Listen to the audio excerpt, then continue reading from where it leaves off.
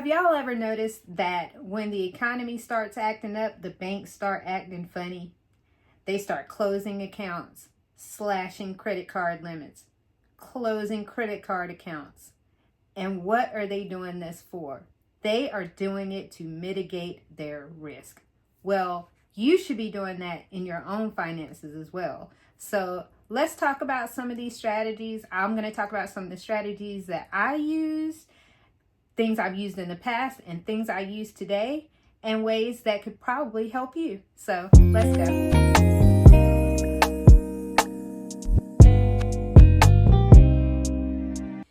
Now let's start with credit cards, because they are usually, I don't know, for some reason, it seems like the banks target credit cards really heavily, and that's because they are unsecured debt. So they're not like a house where the house is collateral. So if they foreclosed on you, they could sell the house and get their money back. A credit card, they're really not going to get anything back from a loss on that. So they're usually the first things that banks will strike. Now, I was reading an article earlier today that was talking about that was on the rise, people's credit card limits getting slashed. I actually had a credit card limit slashed last year. I didn't care because I didn't ask for the limit. They gave me anyway. So, but still, sometimes that is not the case. And when a credit card company slashes your limit, they can really do a number on your credit score, because your utilization can go up because now your credit card limits are lower. So let's say you had a $10,000 credit card and you have $5,000 in total on that card as a balance, and they slash your limit to $5,000. Now you're at 100% utilization on that card, and that will do a number on your credit score. So it's a lot of trickle down things that something like that can affect. So I'm going to talk about some of the ways that I have done in the past and what I do now to reduce my risk should a credit card company slash my limit. What I used to do in the past when I actually carried credit card balances and I did not have a month ahead fund, what I did was I took my largest credit card limit and took that away from my total overall available credit. And I kept my balance. I couldn't go any more than 30% of whatever was remaining. So let's say I had 2 cards and each card had a $10,000 limit on it. Then I acted as if I only had $10,000 in available credit, which means that I need not have more than about $3,000 in a balance at one time. That way, it kind of protected me from having an exorbitant, over 50% usage or anything like that on a card at any given time. So that's one way you can do it, is to take the available credit of one card, just act like it doesn't exist, and only carry a balance that's maybe 30% of your remaining cards, etc. And or increasing that, and maybe that you have multiple cards, that you take the highest 2 and take that available credit away, and try not to exceed 30% of the total available credit that's left. So that's one idea. I currently today keep a month ahead. So we always keep a month ahead because I use credit cards as my payment accounts for all of our bills. Because I strictly use credit cards on everything besides the mortgage and now my car notes, I have to have a little bit more reassurance.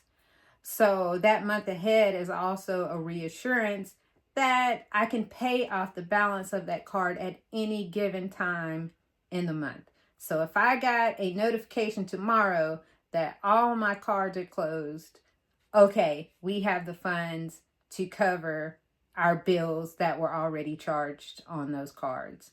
So that's another way, but that may take time to get there. If you do not have a month ahead fund, maybe you could start trying to save to have one, because they are very useful. I consider that a part of our emergency fund, because it is kind of a safety net for our emergency fund, even though we do have a separate account for an emergency fund. That is another little safety net there. Also, paying off your balances in total. I know that everybody's trying to, a lot of people are trying to get their credit card debt down and gone. When you do, try not to carry balances, because that is a safety net in and of itself. To never carry balances month to month, there's no risk of damage to your credit score, because even though you may have $100,000 in available credit, if that never reports to the credit card, to the credit bureaus as having a balance on them, you don't have any risk of your utilization shooting up or anything like that, because it never shows that you have any utilization. So paying your balances off in full before the statement drops is a surefire way to not really be affected should your balances either get decreased or cut. So like last year, I was telling you guys, I did have a balance, not a balance, but a credit card limit cut. And I mean, it was significantly cut. And I was just like, okay, because I don't carry balances. So it did not affect me either way. It didn't make my utilization go up, because I wasn't, in the credit bureau world, I'm not utilizing them. Yes, I utilize them. I utilize them every single month, but I don't let a balance post. So therefore, it didn't affect my credit score. So those are some things that you can do. If you do not have a month ahead fund, then you can take your largest available credit card, one or two of them. Take that, add the total of all your credit limits, then take away those two. So subtract the available credit on those one or two cards, then multiply that to get 30% of that, and have that as your threshold of what you will not exceed. So whatever's remaining in available credit, 30% of that is what you will never exceed. And that way it gives you a little bit of buffer. You can go lower. You could say 20%. You could say 10, whatever makes you comfortable. Just something to give you a little buffer there, so that should something happen to one of your credit limits, you are covered. Also, month ahead fund always helps, because the money's always there. I'm telling you, it's a security blanket. Emergency fund can also be used as, thinking of a month ahead fund. It is money there that could cover your expenses. So the more you have saved up and ready to go, that's always a good safety net. And then paying your balances in full every month is an excellent way to protect yourself. You can always go get another card, but you don't have to have your credit destroyed in the process. So that's the way I do it on credit cards. And I am, like I said, I'm a full-time credit card user. So, but you have to have things in place to where the banks can't screw you over. And that's what I do to protect myself. Now, these things kind of can be applied to other areas. So let's talk about a car now. A car note. And we can say, what will protect us from the possibility of, oh my God, I'm not going to be able to pay this, repossession, etc. Of course, the best way is just to never have a car note. That is the best way to do it, is to pay for your cars in cash. But everybody cannot do that. Everybody cannot get a reliable vehicle and pay cash for them.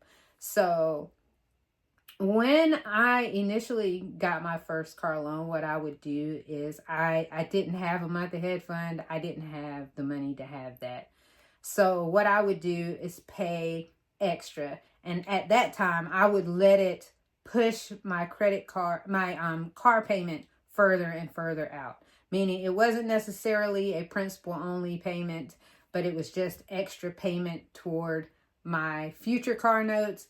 And it would extend my car notes for like 5 or 6 months in the future. Of course, I would still keep making my payments, but having that room of I don't have a payment due for another 6 months was kind of like having a 6-month emergency fund for the car. You're not going to save on interest, which is a bummer, but it does give you some breathing room. So just adding a little bit extra to your car note every month and allowing that to kind of keep pushing back how much money you owe on the car each month, each subsequent month can help. It can help give you a little buffer there. Now, another way is to just have the funds available to you to be able to pay the car off if need be. That is what I'm doing today. So just knowing that I have the funds to where I could pay off the car if I absolutely had to. I don't want to at this time because I want that money to sit where it is and grow. But if push came to shove and I had to pay it off, having those funds to be able to pay it in totality is also a big relief. But like I said, the best option is to pay in cash. My nerves just weren't set up to be doing that. I would have just freaked out from, I don't like large sums of money. I don't like letting go of large sums of money. It gives me stress and anxiety, and so therefore wasn't for me. Maybe one day. But yeah, it definitely will be next time because I don't plan to have another car note.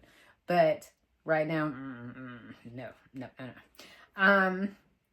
What's another thing that you can do is to say you don't want to push your car payments out.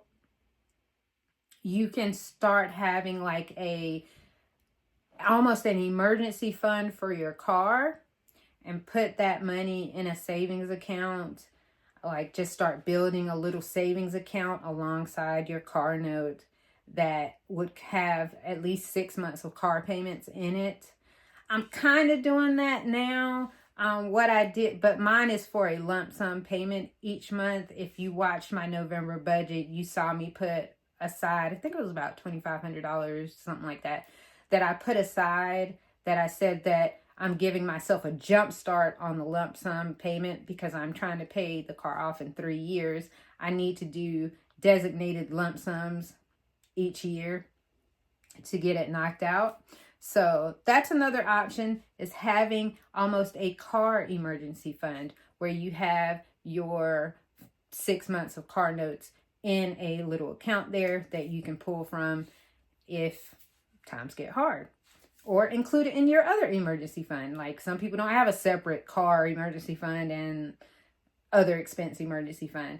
Just having that money in your emergency fund. I'm telling you, emergency fund is going to always pop up here because emergency funds can save you. If you do not have an emergency fund, try to build one because they are a lifesaver in some unexpected things. We've used our emergency fund to replace a HVAC system in our house. We've used it to replace our water heater. We've used it for a number of things that are a life-saving thing that you just don't think about day to day, that can just pop up out of the blue. And so having an emergency fund is number one. And then for a house, same principle as a car. You could either have your emergency fund have that buffer of mortgage payments. You could pay extra toward your house. I'm not sure if they allow the pushing out of payments. I don't think my mortgage does that, like where you can push your payments out. Maybe I just never tried. I don't know. But I've never tried to do that. Our extra payment is a principal only payment. But I'm sure there may be options for that, where you could push the payments out further and further into the future. Not really sure. But having that emergency fund as well for the mortgage, or paying additional toward your mortgage, or honestly for a mortgage, you just need to have an emergency fund. I'm sorry. I stick to the emergency fund for a mortgage because there's so many things that could go wrong. It could not just be your mortgage. It could be some house catastrophe could happen. It could be that a tree falls on your house and you have to have the money to get the tree taken off. You have to pay a deductible or something like that for your insurance. So having a emergency fund with a house, I think it's a necessity. I think that's a necessity. So those are the ways that I have been using to kind of make sure that I stay ahead of the game, because the banks are always going to try to protect themselves, but they're not thinking about you. Y'all, how about I forgot about bank accounts? I've seen a lot of videos where people have had their main bank account shut down, and it's taken 30 days or more for them to get their funds reimbursed to them by the bank. Have another account at a different bank. That is also a safety net that I think a lot of people overlook. They're thinking about their own pockets. So you have to think about your own pockets and kind of put safety nets up to where, if something goes wrong, that you have the funds there to carry you until you can get past the storm. It doesn't have to be that you have enough to carry you forever, although that would be great, but enough to get you past the storm that doesn't do too much damage to your overall finances, credit, etc. Because damages that happen to credit scores, man, it's really hard to reverse them in a short period of time. Most of them take a little bit of time to clear up. So that is all I have for today. All I'm saying is, don't let the banks just mitigate their risk. Mitigate your risk too. So I will talk to you guys soon, and I hope you have a great rest of your day.